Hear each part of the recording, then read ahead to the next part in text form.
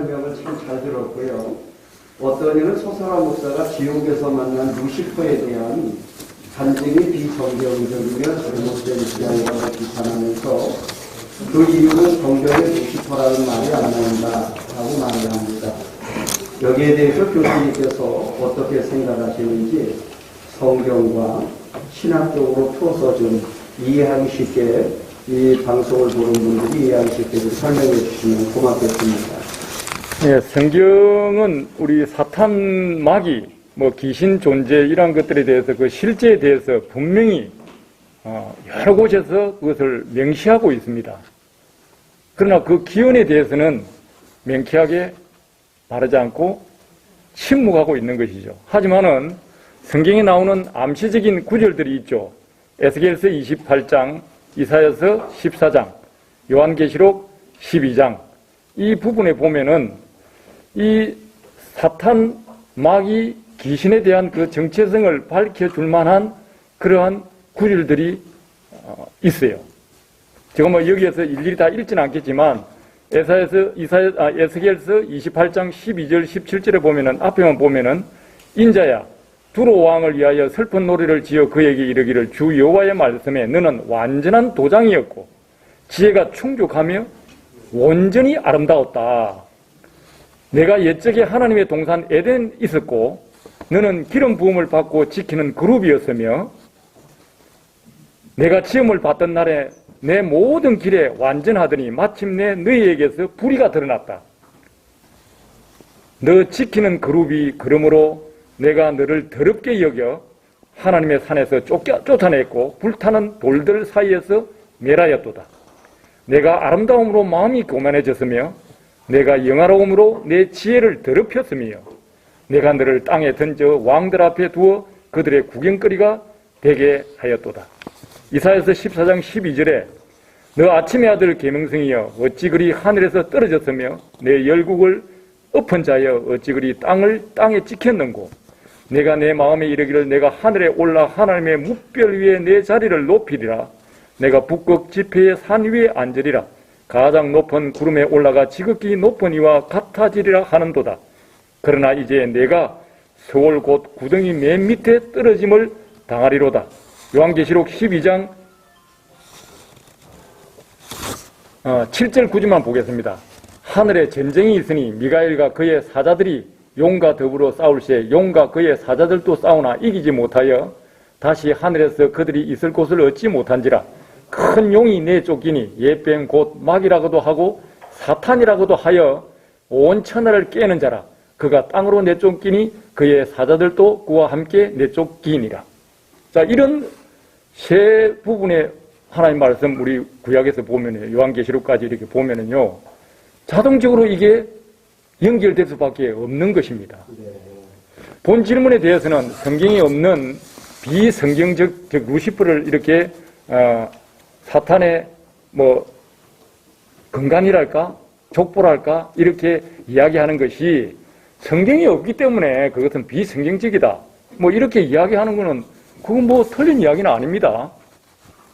하지만은 이 부분을 길게 설명하고 싶지는 저는 않습니다. 왜냐하면은 구약 성경에서 원어적 단어의 사용상 문맥적 고려를, 즉 시대나 역사적 상황을 넘어서서 성경 해석에 적용한 경우에 복잡한 논쟁에 들어갈 수 있기 때문에요. 즉 그러니까 그 시대에 한정해서 그 용어에 대해서 해석을 해야지. 예를 들어 구약에 있는 것을 신약 저 이쪽에 갖다가 그걸 적용시키면은 그건 안 된다라는 그런 어떤 룰이 있는 거죠. 자, 그러면 얼마든지 그게 그래서 여기에 대해서 그 비판을 하는 분도 바로 그거예요. 성경이 없는 건데 그걸 가지고 그러면 그게 비성경적이지 않냐. 내가 마음대로 상상해가지고 하는 게 아니냐. 이제 그런 식으로 이 비판을 하는 거예요. 따라서 본 베네자는 사탄을 루시프로 지칭하는 명명하는 것에 명분이 있느냐 하는 것을 저는 밝히겠다는 것이죠. 네네. 없지만 루시퍼를 갖다가 사탄의 원조의 로 본다는 그렇게 할 수 있는 명분이 있어야 될 거 아니에요. 그렇죠. 자, 이제 그리고 성경과 역사 속에서 암시하는 것을 아까 조금 전에 이야기한 성경과 역사 속에서 암시하는 것을 연역적으로 해석하고 이해함에 자, 이렇게 우리가 그렇게 해석한다고 해서 성경에 있는 그대로 해석한다고 해서 그것이 우리 기독교의 본질적인 핵심이나 교리나 뭐 구원론이나 이런 곳에 어떤 훼손하는 것이 있느냐? 그러면 안 되죠. 그게 본질적인 것에는 우리가 일치를 해야 되지만 비본질적인 데에서는 아까 이야기한 다양성을 우리가 인정할 줄 알아야 되는 거예요. 그게 성경 해석의 진리입니다. 자, 비판한 분이 지적한 대로 고유명사 루시퍼의 실체는 성경에 존재하지 않는다. 그거는 맞습니다. 하지만 서사라 목사는 교보신학자 4세기에 있던 제롬이나 스코필드 뭐 그 후에 물이지만 등의 그 번역에 보면은요, 이사야서 14장 12절에 등장하는 라틴어 계명성, 뭐 우리가 이 헬레르라고도 하고 또 우리 뭐입니까? 우리 히브리에서는 사탄이라고 하죠. 이 새벽에 빛나다 뭐 이런 뜻을 가진 헬레르 뜻도 있고요. 이것을 영어 번역 과정에서 루시퍼라는 그 일반적인 말로 이렇게 바꾸었다는 것이죠. 즉 사탄의 정체로서 루시퍼로 사용했다는 것입니다. 이 부분에 대해서 우리 칼빈 선생님도 하도 골치 아프니까 저는 이런 이야기를 그렇게 들었어요. 칼빈 선생님도 야 그거 뭐 우화로 보자. 성경에 있다라고 말 안 하고 그 우화 정도로 보자.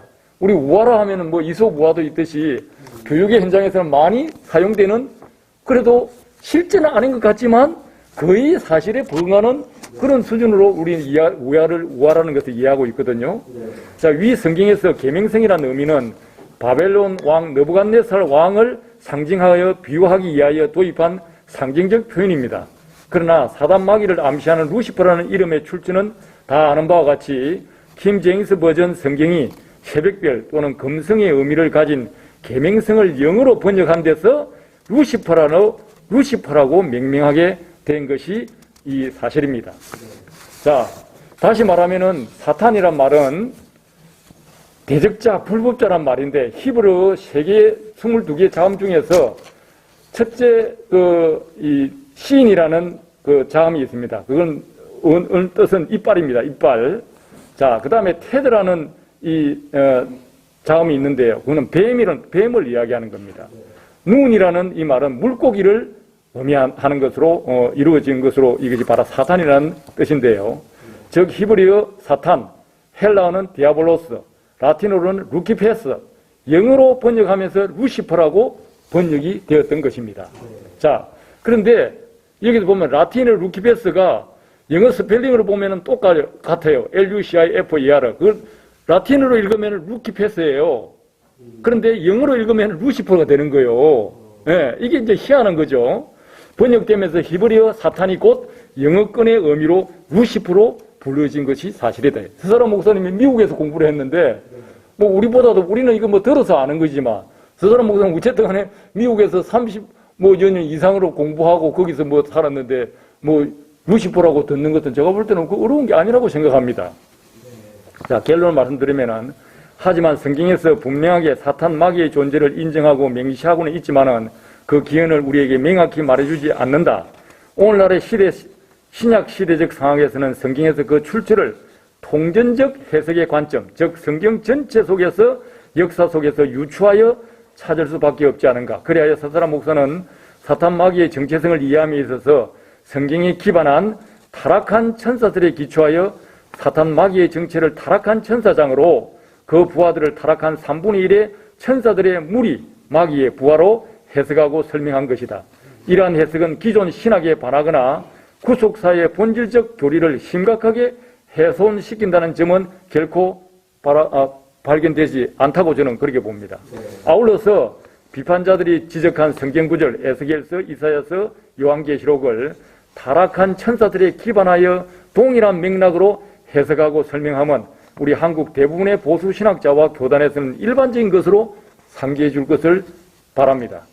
네, 그렇군요. 교수님 그 설명을 이렇게. 자, 여기서 조금 더 제가 설명을 해야 될 것 같은데 이 부분이 중요한데 그래서 요한계시록에 보면은 큰 붉은 용이 있어가지고 머리는 7이요 뿔이 10이라 그 여러 마리 7 왕관이 있는데 머리 7 왕관이 있는데 그 꼬리는 하늘의 별 3분의 1. 저 이것을 말씀드릴게요.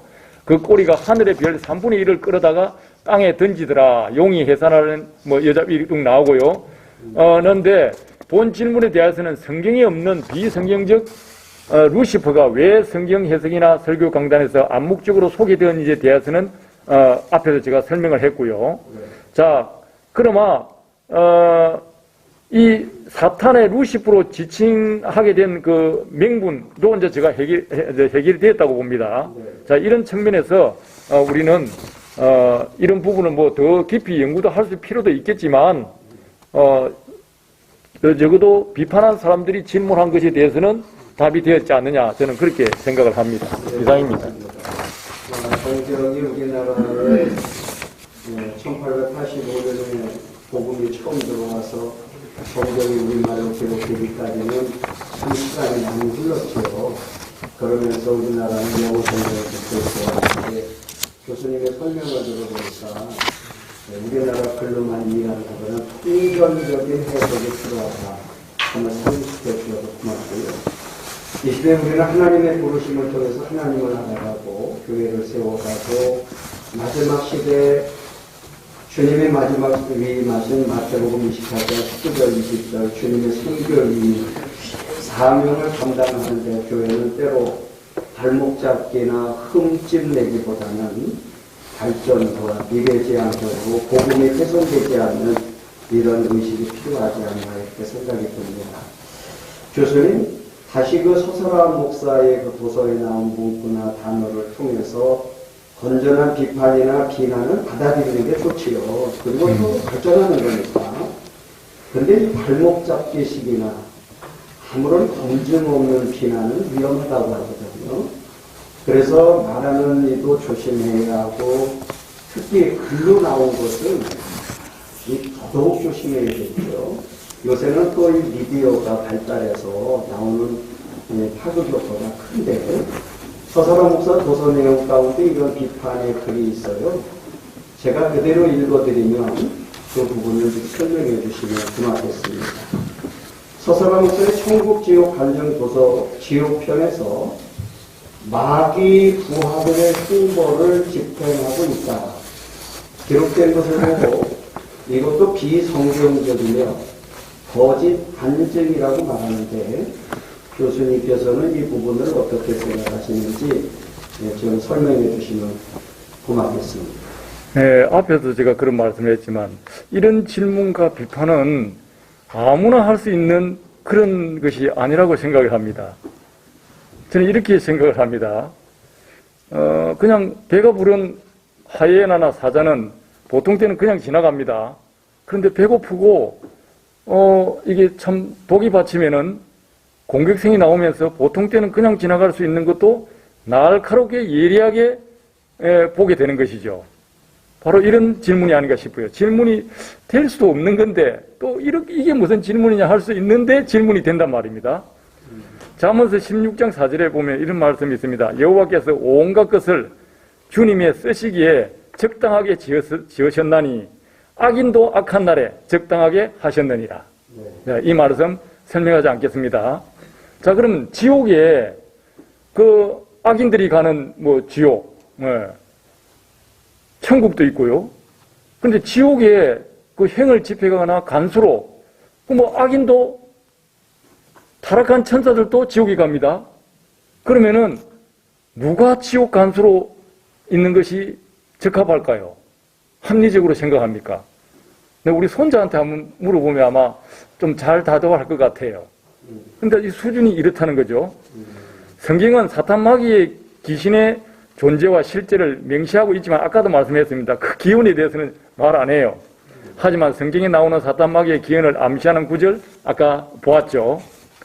타락한 천사들이 있습니다. 자, 이렇게 말을 안 해주니까 학자들이, 성경학자들이 야, 이 천사들을 왜 하나님은 우리에게 모든 것을 아까 우리 금 박사님께서 말씀했지만 모든 우리 인생의 삶을 명제로 제시하고 다 그것을 밝히고 있지만 세세한 디테일은 우리에게 주지 않아요. 저는 그걸 감사하게 생각합니다. 왜? 우리가 생각하는 인간으로 만들기 위해서, 주님과의 교제하기 위해서, 묵상하기 위해서 저는 꼭 필요하다고 봅니다. 자, 그래서 타락한 천사들도 나오고 어떤 때는 또 이보하고 뭐 썸씽이 있어가지고 또 마귀가 나왔다. 뭐 이런 것도 설도 있고, 내가 보니까 이 마귀론을 제가 조직신학을 했기 때문에 마귀론을 제가 이 책을 거의 반권을 쓴 정도 분량의 자료가 있습니다. 이 타락한 천사들을 지지하는 메릴 웅거 박사는 그의 책이 성경적 마귀론한 것과 프레드 디카슨 박사는 그에 있어서 귀신 들림과 기독이라는 그 책에서 이렇게 얘기합니다. 반역한 천사들은 육체 없는 영으로서 하늘에서 지상으로 떨어졌으며 지금도 타락한 천사들이 사탄 마귀의 부하들로서 활동하고 있다. 이렇게 기술하고 있습니다. 또한 한국 대부분의 보수 신학자들과 목회자들도 이러한 사탄 마귀의 정체를 타락한 천사들의 기인함을 지지하고 있습니다. 우리가 성경에서 서라 목사님이 이렇게 밝힌 거예요. 먼저 베드로후서 2장 4절과 유다서 1장 6절을 살펴보면은 베드로후서 2장 4절에 누가 지옥에 가 있느냐 하면 하나님이 범죄한 천사들을 용서하지 아니하시고 지옥에 던져 어두운 구덩이에 두어 심판 때까지 지키게 하셨느니라. 범죄한 천사들을 지옥에 보내가지고 거기에서 어두운 구덩 속에서 심판 때까지, 현재 백보자 심판까지, 영원 지옥까지 마지막 우리 역사적 종말에 있을 그 심판 때까지 지금 예를 들어서 지금 우리 천상의 낙은 대신 음부에 있다는 것이죠. 그게 지옥이죠. 자, 유다서 1장 6절에도 또 자기 지위를 지키지 아니하고, 똑같은 말입니다. 자기 지위를 지키지 아니하고 자기 처소를 떠난 천사들을 큰 날의 심판까지 영원한 결박으로 흑암에 가두셨다. 자, 이 구절들은 우리에게 많은 것을 생각하게 합니다. 우선 범죄한 천사들은 분명히 마귀 부하들이다. 이걸 보면은요. 그리고 사탄 마귀는 단수예요. 그런데 천사들은 부하로 나와 있지 않습니까? 그래서 앞에 그 마귀론을 연구한 학자들을 보면은요, 사탄, 마귀, 귀신, 부하들, 이거는 다 동일한 하나의 종족으로 생각하고 있습니다. 그렇게 기술이 되어 있어요. 제가 여기 디테일하게 안 썼는데, 그리고 계시록 20장 14절에 보면은요, 사망과 음부도 불못에 던지우니 이것은 둘째 사망이라. 그러니까 이 백보자 심판이 바로 이 20장 14절에 있는 말인데, 이것이 올 때까지 타락한 천사들이 어디가 있다? 지옥에서 감금되어 있으면서 지킴을 당한다는 것이죠.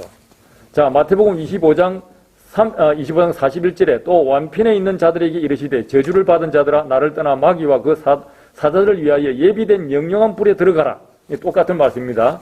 지옥에 있는 부하들도 현재의 음부가 불못에 던지질 때에 영원한 불못에 들어가서 고통을 받을 것이라는 것을 이야기하는 거고, 그 다음에 또 이제 중요한 거, 베드로후서 2장 9절에 아까 2장 4절에서 이야기했듯이 2장 9절에는요, 주께서 경건한 자는 시험에서 건지시고 불의한 자는 형벌 아래 두어 심판날까지 지킨다. 그러니까 2장 4절에서는 타락한 천사들이 지옥에 가 있고, 2장 9절에서는 경건한 자는 천국에 가고 불의한 자는 형벌 아래 두어, 어디 갑니까? 지옥에 간다는 그 말이죠.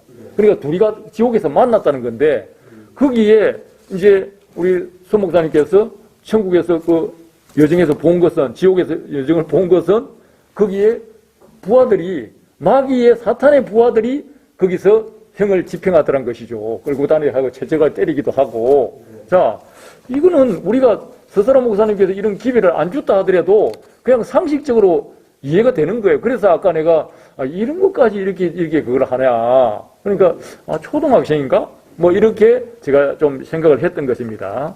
자, 종합하여 정리합니다. 현재적 개념의 지옥인 음부에서의 불의한 자들, 아까 조금 전에 읽은 베드로 2장 9절 불의한 자들이 지옥 간다 그랬죠. 그리고 이들이 잠정적으로 최후 백부자 심판의 영원한 불에 들어가기 전에 형벌의 집행자는 그곳에 떨어져 감금되어 있는 타락한 천사들인 마귀의 부하들이 그 역할, 곧 지키는 자의 노릇을 감당할 수밖에 없는 것이라는 결론은 성경에 기반한 매우 합리적인 추론이라고 저는 그렇게 생각합니다. 네. 제가 만들어진 논리도 아니고 성경에 보니까 그 두 구절만 보더라도 거기에서 그럼 누가 형 집회를 행해내느냐? 아주 그냥 천사가 가서 해? 서설아 목사님은 천사 왜 그걸 날카롭게 본 것이 천사도 아닌데 마귀들이 한 거죠. 천사가 보통 보면 그것도 천사가 할 수 있겠지만 합리적으로 봐도 그렇잖아요. 나쁜 놈이 나쁜 짓을 더 잘하는 거지. 착한 사람은요, 못합니다. 그래서 천국이나 지금 현재 우리의 사는 삶은 하늘의 그림자예요. 우리가 지금 지상의 하늘의 그림자란 말입니다. 그렇게 생각하면은 이 부분은 문제가 없을 걸로 생각이 됩니다. 교수님께서 성경을 깊이 연구하시고 또 다른 서적을 유예민한 문제에 대해 인용해 주셔서 설명해 주셔서 감사합니다. 교수님께서 소사라 목사님 소설을 모두 연구하시면서 그래서 다시 한번 질문을 마지막으로 한번 드리고 싶어요. 소사라 목사 도서에 나온 내용 가운데 성 밖으로 쫓겨가는 자와 지옥으로 가는 자를 언급한 것이 있거든요. 이 부분에 대해서 교수님께서 마지막 시대의 목회자들이나 성도들이 혼란이 생기지 않도록 신학자로서 이걸 어떻게 받아들여야 되는지 설명을 좀 부탁드리겠습니다. 이 부분이 사실상 조사라 목사님께서 저수를 한 책 중에서 많은 내용들이 있지만 좀 색다르게 또 우리에게 들려지고 또 기존 신학에 조금 이탈하는 듯한 그러한 내용이기 때문에 굉장히 민감하고 보통 사람이 들을 때는 성밖은 뭐냐? 그건 또 뭔데? 이런 질문도 하고요. 또 성밖은 기존의 현실 신학에서는요. 보통 뭐로 해석합니까? 지옥으로 봅니다. 지옥. 어두운 곳. 슬피 울며 이를 가는 곳. 이것을 전부 지옥으로 성밖을 그냥 성경에 나오는 성밖이다 하면은 무조건 지옥으로 그냥 이꼴로 해버립니다. 자, 이런 어떤 맥락 속에서 성밖은 성안과 다르다. 요한계시록 22장 14절 15절에 분명히 그게 구분하고 있거든요. 성안과 성밖.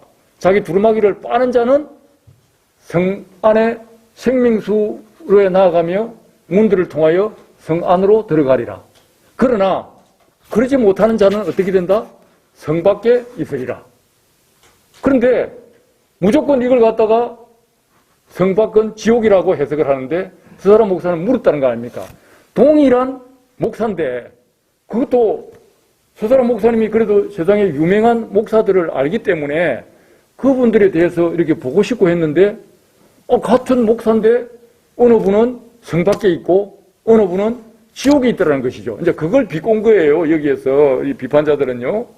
자, 그런데 아마 저도 그렇게 서사라 목사님의 이 기별을 듣기 전에는 저도 그렇게 믿었어요. 왜? 세상의 교리와 이 신학에 그냥 따라가는 거요. 예? 내가 무슨 힘이 있어서 그런 것도 아니고. 그 궁금했고, 또 평소에 하나는요.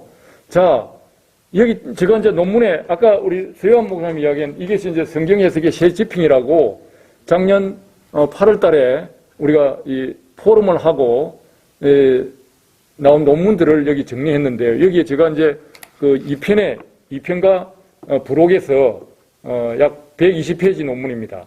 이 부분에서 이 부분을 다뤘어요. 예. 그래서 이 부분을 가지고 이 세상 이렇게 막 공격을 하니까 저도 어떤 때는 굉장히 난감했어요. 그런데 어떻게 보면은요, 이 틀을 깨지 않으면요, 현실 신학도 모순이 생긴 겁니다. 자연스럽게 보면은요. 왜냐하면은요, 22장, 계시록 22장에 있는 그 성안과 성밖, 즉, 믿는 사람인데, 새하늘과 새 땅에 들어가서 새 예루살렘으로 들어가는 마지막 단계거든요. 여기에서 같은 믿는 사람인데, 한 사람은 자기 두루마기를 빨면은 성 안으로 들어가고, 생명수 나무를 거쳐서 성 안으로 들어가는 권세를 받게 되는 것이고요. 그러나, 그러지 못하는 자는 어떻게 된다? 성 밖에 있으리라. 자, 이걸 만약에 지옥이라고 하면은, 현실적인 우리 신학에도 큰 시스템이 무너집니다. 조직 신학으로 보면은 그 시스템은 하나의 이 신학은 조직이에요. 체계란 말입니다. 그게 깨짐에도 불구하고 저는 평소에 아무도 거기에 대해서 말해주지 않았어요. 그러나 그냥 그런갑다 하고 있었는데 그 성밖은 뭐다? 천국의 한 부분이다. 우리가 예를 들어 예루살렘 성 하면은 예루살렘 성 안에 있고 성 밖에 있다. 그럼 거기 한쪽은 무슨 북한이고 한쪽은 남한이냐? 공산주의고 민주주의냐? 그게 아니거든요. 그래서 예수님이 그 말씀을 물었다는 거 아닙니까? 야, 사라야, 너는 성경에 뭐라고 써있냐? 네, 하나님 말씀이 써있습니다. 그래, 성경에 말씀이 어떻게 써있냐? 예, 글자대로 써있습니다. 그래, 그 글자가, 그 말이죠. 이 말이죠. 예, 거기 성밖과 성안이라고 써있냐? 성안과 지옥이라고 써있나? 그 질문입니다, 주님은. 그런데 우리는 그거를 성밖을 지옥으로 해석해버려요. 신학적인 틀에 따라가지고. 나는 평소에 굉장히 그런 것들을 좀 민감했어요. 저는 컴퓨터 사이언스를 공학을 공부를 했기 때문에 비트 하나라도 디테일함이 있습니다. 예. 그럼에도 불구하고 저 혼자 캐스트는 맨날 가지고 있었는데 그걸 보니까 머리를 땡 때렸습니다. 할렐루야. 예. 저는 솔직히 그런 마음을 지금도 가지고 있는 게 감사해요. 근데 요즘은 가만히 이제 우리 아는 분들 들어보면은 야, 그래도 성밖에 가겠구나. 예? 이런 이야기를 막 해요. 나도 그래요. 나 성밖에라도 가면 주는 좋겠습니다.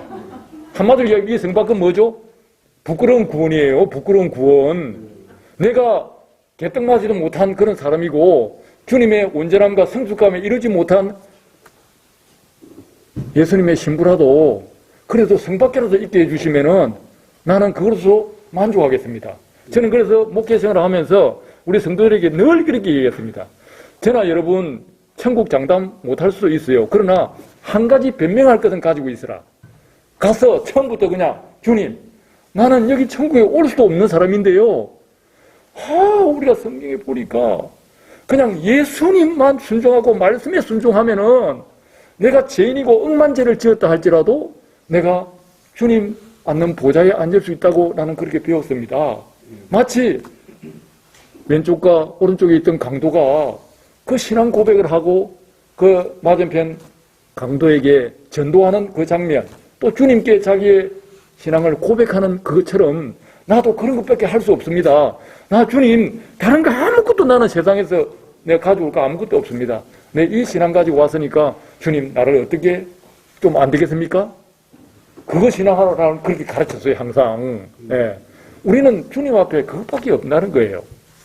자, 그래서 우리 이 성밖과 성안은 그런 차이가 있다는 것이죠. 그러니까 이런 배경을 모르면요, 이런 질문, 비꼬는 질문밖에 할 수가 없다는 것입니다. 자, 여기서 참 좀 이게 설명을 꼭 해야 될 것이 있는데, 그거는 생략하고요. 문제는 이거는 이 정도로 마치고 자세한 거는 이 책을 여기 읽어보면요, 진짜 디테일하게 설명되어 있습니다.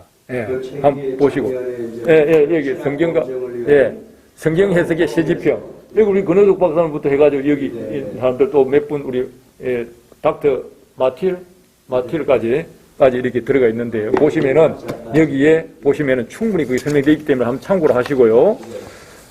그 다음에 여기서 이제 마지막으로 이 비판자가 뭐라고 하느냐면 아까 요한계시록을 서사람 목사님이 뭐 상상의 나라를 편다 뭐 이렇게 이야기했는데 그분이 비판하는 것 중에 제가 꼭 꼬집어야 될 게 있습니다. 여기서 뭐라고 이야기하냐면은 성밖은 없다. 성안도 없는 것이다. 그거는 그냥 상징적으로 써놓은 거지. 그게 무슨 천국이냐. 그런데 서사람 목사님은 진짜 이 천국이 실제하는 것처럼 이게 말한다. 그러니까 이게 거짓말이다. 깜짝 놀라지 아닙니까? 천국도 없다. 새하늘과 새 땅도 없니? 그것은 예수님과 신부를 상징해 놓은 거지. 무슨 새하늘과 새 땅이 있냐. 신학 박사가 그렇게 이야기를 합니다. 예, 그래서 저는 그걸 꼬집으려고 하는 거예요. 하지만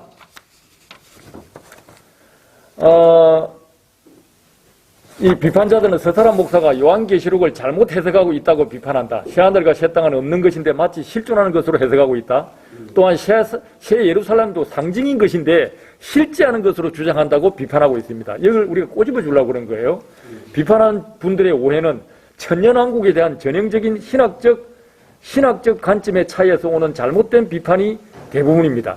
비판자는 무천년주의적, 아까 우리 근호덕 교수님이 말씀해 줬죠. 무천년주의적 관점에서 종말론과 요한계시록을 해석하는 사람입니다. 서사람 목사는 역사적 전천년기주의에 입각하여 해석하는 자로서 근본적으로 각자가 쓰고 있는 안경이 다름에도 불구하고 자기 안경이 무슨 색깔인지도 모르는 사람들이 이것을 비판하고 있다는 말입니다. 자신이 어떤 안경을 끼고 성경을 보는지도 알지 못하는 분이 남의 주장을 비판한다는 것은 매우 어리석은 짓이라고 본다. 신학에서 본질과 본질적 주제가 아닌 관점의 차이, 즉 비본질적 주제에 관해서는 상호 인정하면서도 양립 또는 허용하는 태도를 취하는 것이 바른 태도입니다.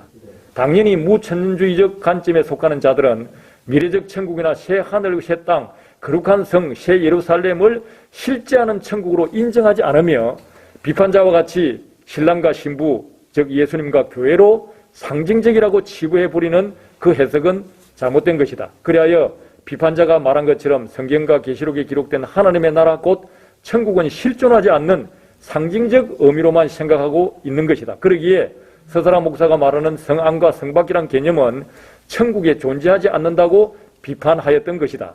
천국은 실존하지 않는다는, 즉 천국의 실제를 부인하는 분들과 어찌 대화와 소통이 되겠는가? 처음부터 대답할 여지가 전혀 없는 어리석은 질문 곧 우문에 불과하기 때문이다. 좀 더 넓은 시각이 요청되는 시점입니다. 감사합니다. 네, 아주 긴 시간 동안 우리 서영돈 교수님 예배한다고 따져보면 정말 엄청 예민한 문제들을 많은 연구를 하시고 새로운 논문을 쓴 내용도 120페이지씩이나 길게 아주 논문을 작성하셨던 우리 교수님 대단히 감사합니다. 아주 긴 시간을 명쾌하게 설명해 주셔서 대단히 감사합니다.